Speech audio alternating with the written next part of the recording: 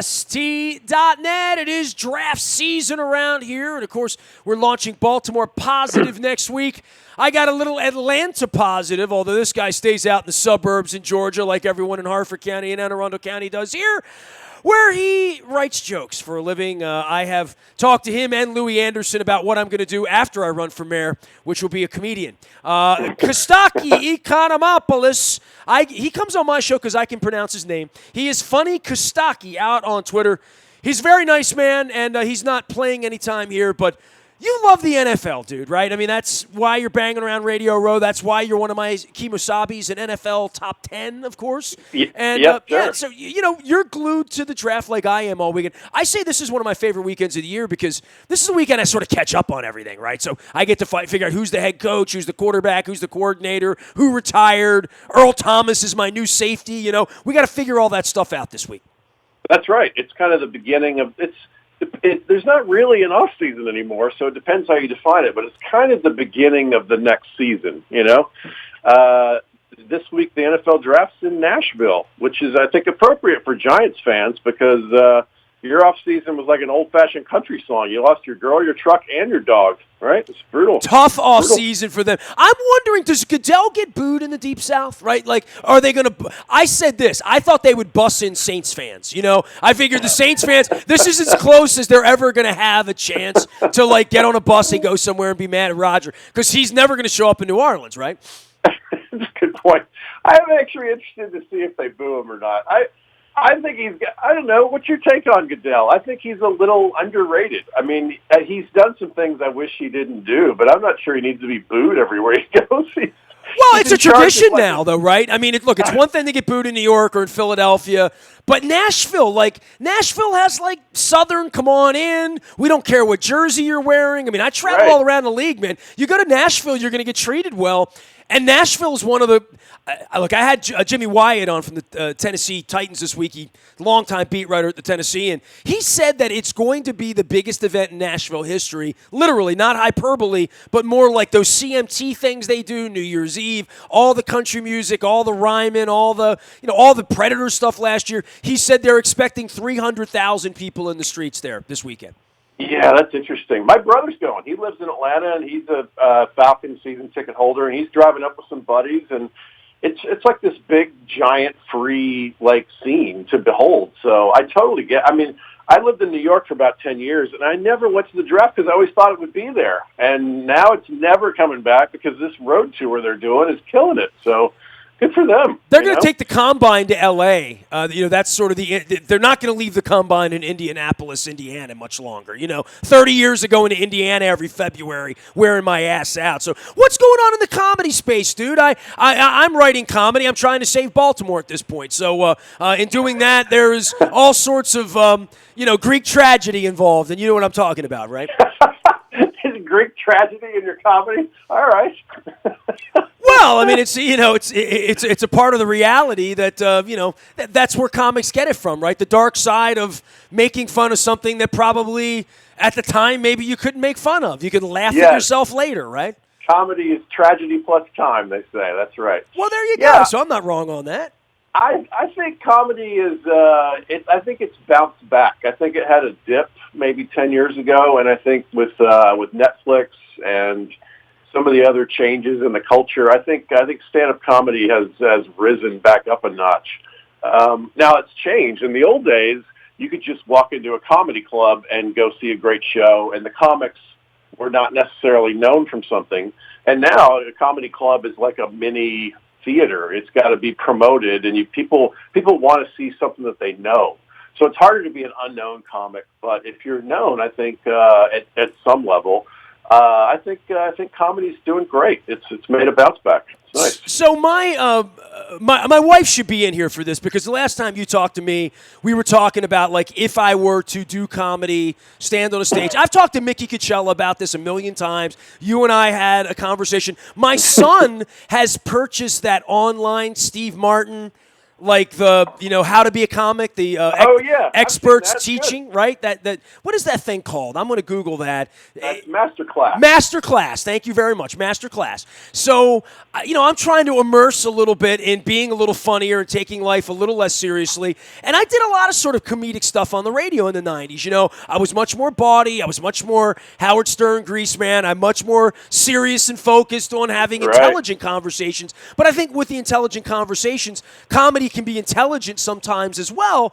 But getting to the seed of all of this stuff and how you write jokes, when you're writing, are you a guy in the middle of the night writing down stuff on a pad next to your bed all of your life? Because I've heard songwriters say that in the middle of the night they would write stuff down, and that's in the morning they could finish a song. I mean, I've written books, but I'm an immersion guy. Like when I write, and my wife will tell you, I can't hear, I can't speak, the house could be on fire around me. The cat was literally eating these flowers on my set yesterday from Sporticulture, and I didn't notice it because I was engrossed in an email that was about business. I'm pretty focused, but do you need to be somewhere private and quiet when you write, or is it what is your process in writing comedy? Well, everybody's different, so you don't have to do it some way that seems to be the way. You do however it works for you.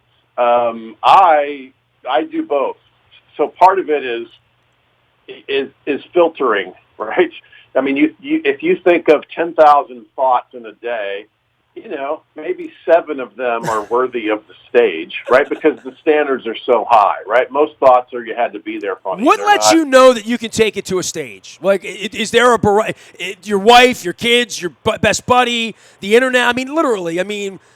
I often wonder, when I see Bill Maher on a Friday night, it's all good. Bill Maher does a great job, and most of it kind of hits home. Most of it's at least sort of kind of funny and topical and whatever. And it all has to happen over 4 days, let alone Johnny Carson, who was doing it every night, or Letterman or whatever.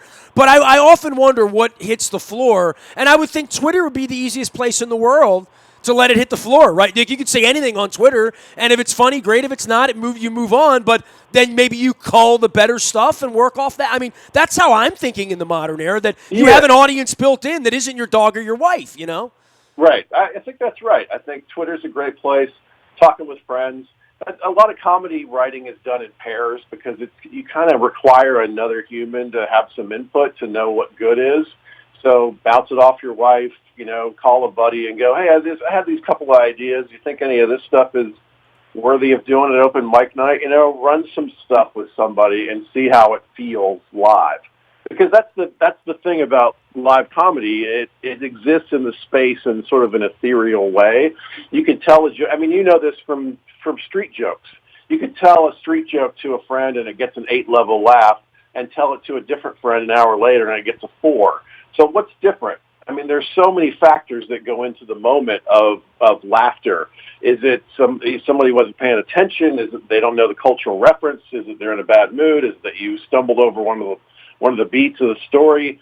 I mean, there are maybe 1,000 factors that go into whether or not something is funny. So you have to kind of play with it and see how it feels in your mouth and how it lands. That's the beauty of it. And with this segment, I'm doing a big radio tour today. I'm calling 23 different radio stations. By the end of this thing, none better than this one, by the way. Make sure we point that out. None better than this one, of course, Nestor. But by the end of this day, all of these jokes are going to be tighter. I'm going to know where the segues are because it's like anything. When you work on it, it improves, right? So it's just the nature of what it is. It's a lot of tweaking and this line works better when you pull this word out, or this premise I can't get this across unless I also say this sentence, or this is too obscure, or this is the closer and I can get there from here, but that's not a strong enough joke to put. You learn all that from trial and error. To me, that's the beauty of stand-up. It's a perfect scientist version of comedy because you get to do it over and over again until you really polish it up. How many hours have you stood on a stage? I mean, I was trying to portray how many hours I've done radio, right? And it's a little different in the modern era because it's more podcasty what I do now. I mean, what I'm doing with you is what I do with everyone. I find someone I want to talk to who wants to talk to me for 15 or 20 minutes, and we get together and talk. In the old days, it was much more like the weather, a phone call, a topic, tell me what you think, feedback, call me, give me your thoughts. And it was way, way, way more improv in that way, right? And way, way more Richard Belzer, where a lot of people would call up just to say something stupid, their version of their one-line comedy, right?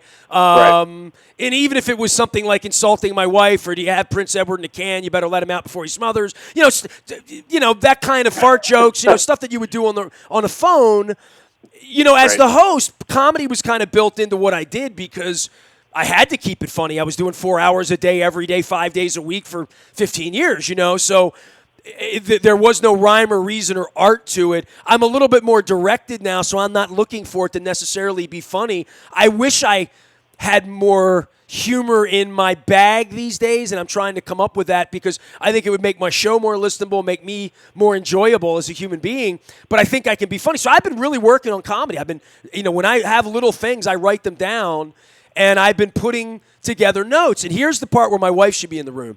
So I got to tell you this, Costaki. By the way, Costaki Economopoulos, my comedian friend from Atlanta. Funny Costaki is the way to find him out on Twitter. He's doing jokes. He's a big NFL fan as well, and thinks the whole draft is a joke. So I was with my dear friend Paul King from King Discount Liquors on Tuesday. Paul has his big annual event this week for the Liquor Association, at Timonium. And I am sort of the quasi-MC because I'm sort of the famous guy. And they're doing they're raffling off this bottle of like $500, scotch or whatever. So they have all this stuff. And he's like, give me all the nuts and bolts. And he's like, and look, man, take the microphone, do the comedy. And, he works blue. Do that ish that you do, the comedy that you do, take the mic and do some comedy. And I'm thinking to myself, you think I do comedy? He's like, well, don't you have like some jokes or something that you write for stuff like this? And I'm like, you've never seen my act, Paul. I've never written a joke in my life. So literally, I now have what I could at any point turn into. People hand me the microphone in front of people all the time, right? Like I am in front of large groups of people as the MC or the celebrity guy or the whatever, say a few words, whatever. So I could legitimately at any point bust out my best stuff, my 5 best jokes, right? And break them out as rubber chicken dinner, ding, ding, ding party, stuff.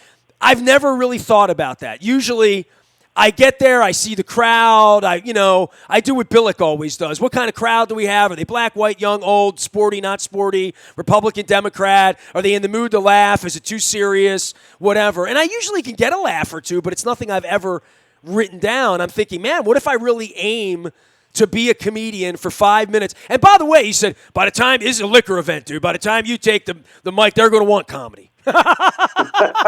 So this is my chance, bro. This is literally, I got 4 days before Sunday that I could work 5 or 7 minutes of comedy in here without them even knowing it's comedy. You know what I mean? Right.